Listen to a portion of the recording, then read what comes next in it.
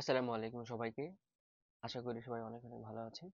আজকের এই ভিডিওতে আমরা কথা বলবো এইচএসসির আগে শর্ট সিলেবাসের বাইরে যে চ্যাপ্টারগুলো আছে সেগুলো পড়া উচিত কিনা এবং পড়লে কতটা পড়া দরকার সেটা নিয়ে। তো আপনাদের সাথে আছি আমি মুনতাসির, পড়াশোনা করছি sir Salimullah medical college, Dhaka. So প্রথমতই আমরা এখানেও ঠিক একইভাবে আগের মতো আমরা তিনটা গ্রুপে ভাগ করে নিয়েছি।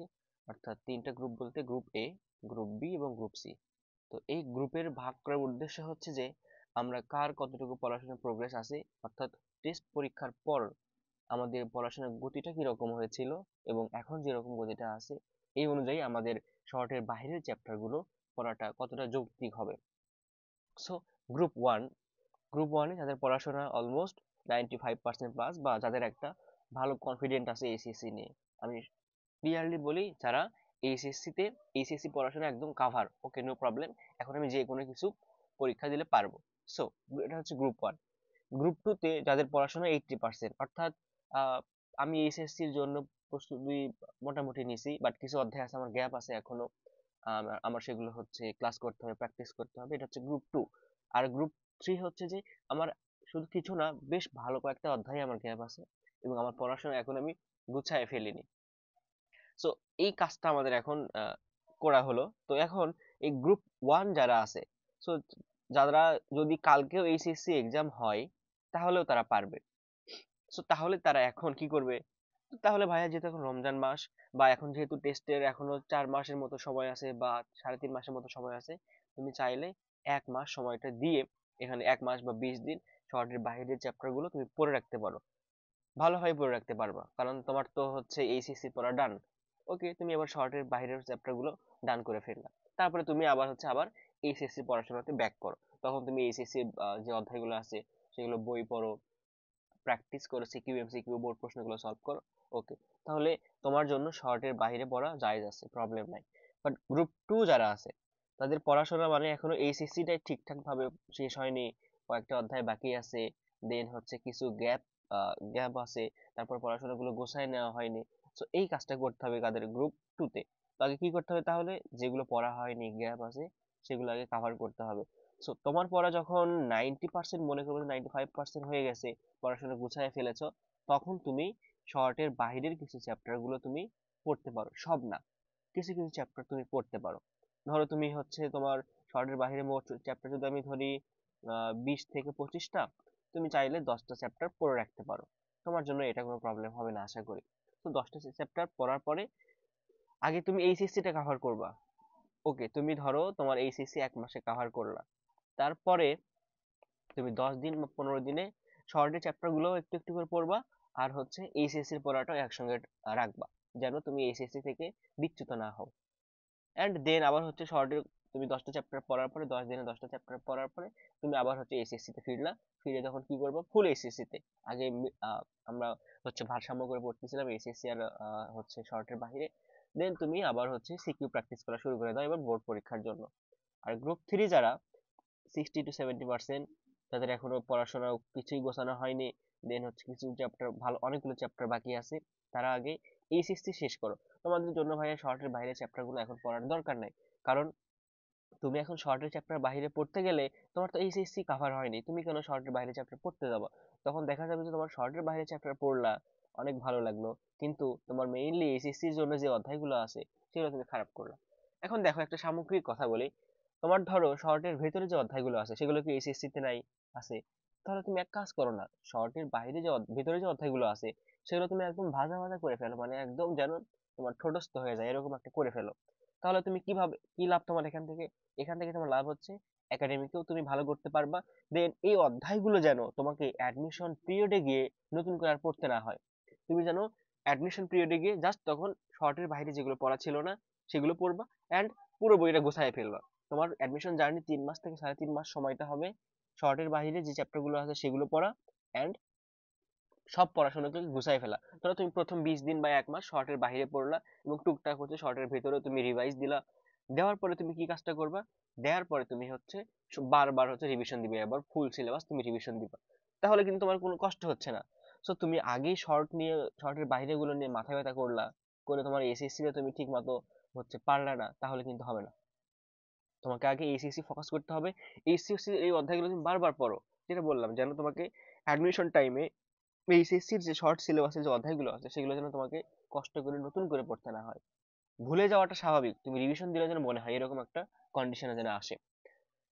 সো এটা হচ্ছে আমাদের গ্রুপ, 3টা গ্রুপ নিয়ে সামগ্রিক আলোচনা। আমি এখানে লিখে রেখেছি যে এখানে শর্টের বাইরে গুলো কি কি ভালো পড়তে হবে।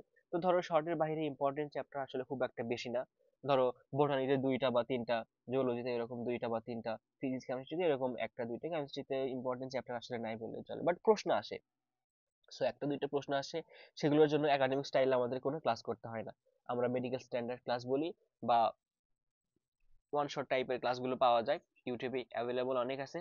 তো তুমি চাইলে সেটা ইউটিউবে করতে পারো, বা হচ্ছে তুমি যে কোর্সে ভর্তি আছো সেই কোর্সের ক্লাসগুলো করতে পারো।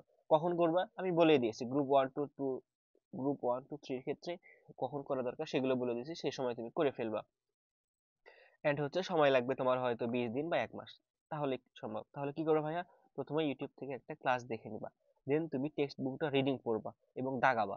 দাগানোর পরে তুমি কোশ্চেন ব্যাংক অ্যানালাইসিস করবা, বা কোশ্চেন ব্যাংকের প্রশ্নগুলো সলভ করবা, দেন তুমি আবার একটু টেক্সট বুকটা পড়বা। পড়ার পরে তুমি এবার প্র্যাকটিস করবা। বিভিন্ন রাইটারের অনুশীলনী আছে, দেন হচ্ছে তোমার কাছে প্র্যাকটিস বুক দেয়া আছে, তোমার কাছে কোনো একটা গাইড আছে, সেগুলো থেকে প্র্যাকটিস করবা। তো তাহলে আমরা গ্রুপ 3টা নিয়ে কিন্তু কথা বলেছি। প্রথম গ্রুপটা ছিল হচ্ছে যে যাদের পড়া 95% প্লাস, তারা শর্টের বাইরে চ্যাপ্টার পড়তে পারে এখন। এবং যাদের পড়া হচ্ছে 80%, তারা আগে এইচএসসিটা শেষ করো, এবং হচ্ছে মাঝখানের সময়টাতে তোমরা কিছু সময় 10টা দিন বা 15টা দিন এইচএসসির পাশাপাশি শর্টের বাইরের 10টা চ্যাপ্টার পড়ে রাখতে পারো, সব না। দেন গ্রুপ 3 যারা 60 to 70% যাদের পড়াশোনা হয়েছে অলরেডি, তো তারা এখন শর্টের বাইরের চ্যাপ্টার গুলোর জন্য লোভ করা ভুল হবে মনে হয়। এই জন্য তোমরা কি করবা, আগে এইচএসসিটা কভার করো, এবং শর্টের চ্যাপ্টার গুলো এমন ভাবে পড়ো যেন তোমার পরবর্তীতে শর্টের বাইরে চ্যাপ্টারে হাত না দেওয়া লাগে। সো তুমি তোমার এদিকে কিন্তু অলমোস্ট শর্টের ভিতরে যারা যেগুলো আছে সেগুলো দিয়ে তোমার হচ্ছে 70 বা 80% প্রিপারেশন কিন্তু অলরেডি ডান। ওই 30% পরে নিলেও হবে।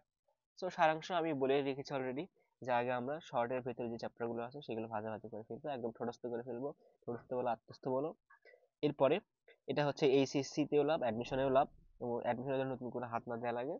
আর অ্যাডমিশন জানি প্রথম 1 মাস বা 20 দিন তুমি এগুলো পড়বা, অ্যান্ড পরের 2 মাস শুধু রিভিশনের উপর থাকবা আর পরীক্ষা দিবা, প্লাস পড়াশোনাগুলো গুছায় নিবা। তাহলে কিন্তু তোমার শর্ট সিলেবাস নিয়ে আমাদের যে কথাগুলো দরকার ছিল সেগুলো বলে দিলাম। এখন হয়তো অনেকে বলবে যে ভাইয়া তুমি এখন চাইলে শর্টের ভেতরে বাইরে চ্যাপ্টারগুলো পড়ে রাখো। আমি কিন্তু তোমাকে অলরেডি দেখালাম যে তুমি কোন গ্রুপে পড়ো, সেই গ্রুপ অনুযায়ী তোমার ব্যবস্থা নিতে হবে। আমি তোমাকে একদম এলো পাথারি ভাবে বলে দিতে পারি না যে তুমি শর্টের বাইরে পড়ো বা শর্টের বাইরে পড়ো না। এটা এলো পাথারি ভাবে বলা ঠিক হবে না। এখন আসি ভাইয়া, জিকে ইংলিশটা কি করব? জিকে ইংলিশ, জিকে ইংলিশ, ওকে। সো তুমি প্রথমত প্রশ্ন ব্যাংক দেখো, মেডিকেলের যে প্রশ্ন ব্যাংক দেখো, মেডিকেলের প্রশ্ন ব্যাংক দেখো, জিকে কোন ধরনের প্রশ্ন আসে। সো দেখবা যে জিকে প্রশ্নগুলো কিছু ফিক্সড প্যাটার্নে আসে, যেমন সেগুলো বিসিএস এর যে টপিক গুলো আছে সেগুলো আসে। তো প্রশ্ন ব্যাংক দেখবা তুমি, কিসের প্রশ্ন ব্যাংক দেখবা ভাইয়া, মেডি প্রশ্ন ব্যাংক দেখবা, এবং হচ্ছে বিসিএস দেখবা। কোন বিসিএস দেখবা, ধরো 20 to 46, বা লাস্টের তুমি লাস্টের 30 থেকেও দেখতে পারো। তো দেখবা যে এই প্রশ্নগুলো বারবার রিপিট হয়, তুমি এখান থেকে অনেকগুলো প্রশ্ন কমন পেতে পারো। সো প্রশ্ন ব্যাংক দেখবা তোমার এখন যে কাজটা আর কি। এর পাশাপাশি যদি শর্টের এই অ্যাডমিশন সময়, মানে সরি টেস্টের পর থেকে তোমার ধরো তুমি প্রতিদিন 30 মিনিট রাখলা জিকের জন্য, 30 মিনিট রাখবো হচ্ছে ইংলিশের জন্য, এটা তোমার পরবর্তীতে হেল্প করবে, কারণ জিকে ইংলিশটা এটা হচ্ছে রেগুলার রিভিশন দেওয়া পড়ার উপর নির্ভর করে। সো প্রশ্ন ব্যাংক তুমি তোমার দেখা শেষ, এবার তুমি তোমার কোনো বই থেকে বা গাইড থেকে জিকে টপিক গুলো পড়া শুরু করো। কিরকম করে ভাইয়া, কোন বই থেকে পড়বো? তোমার কাছে কোনো প্রশ্ন যদি ডাইজেস্ট থাকে, তুমি সেই ডাইজেস্ট পড়তে পারো।